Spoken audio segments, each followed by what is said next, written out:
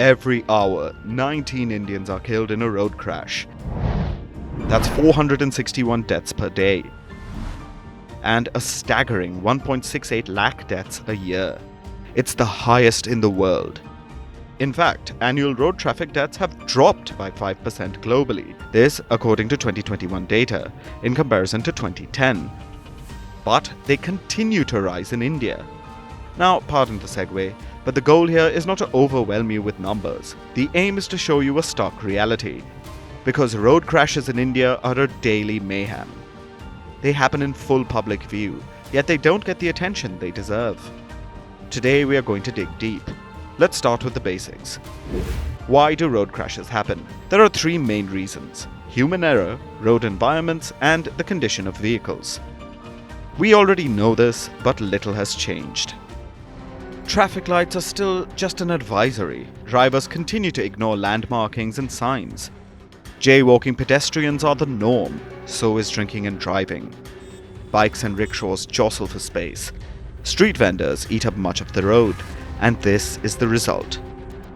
During the year 2022, over 4.6 lakh road crashes were recorded. About 34% of them were fatal crashes. About 60% caused injuries. All of these numbers saw an increase as compared to the year before. Now, the severity of crashes differ. For instance, road crashes were most severe in Mizoram, Bihar, and Punjab.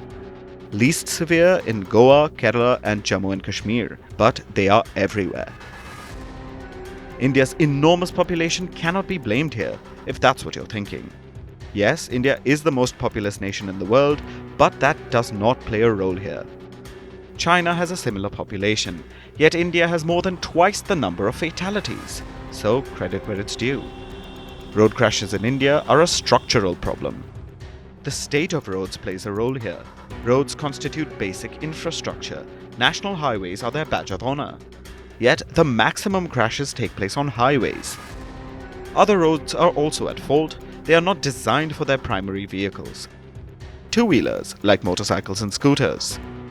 In the past few years, the government has tried to tackle this crisis of commute. The government has upped its game, as the Gen Z would say. It has introduced fines, increased prison sentences for traffic violations, like drunk or underage driving. Urged that driving without a helmet can cause a two-wheeler license to be suspended.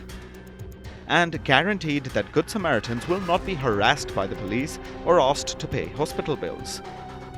Last year, the Indian government declared a target of halving the number of road crashes by 2030, but this is a tall order. It won't be an easy change, not without us anyway. Citizens play a key role here. They have to value safety, both their own and that of fellow drivers and pedestrians. After all, no one can avoid the roads. So, at the very least, we should make them safer for ourselves and others.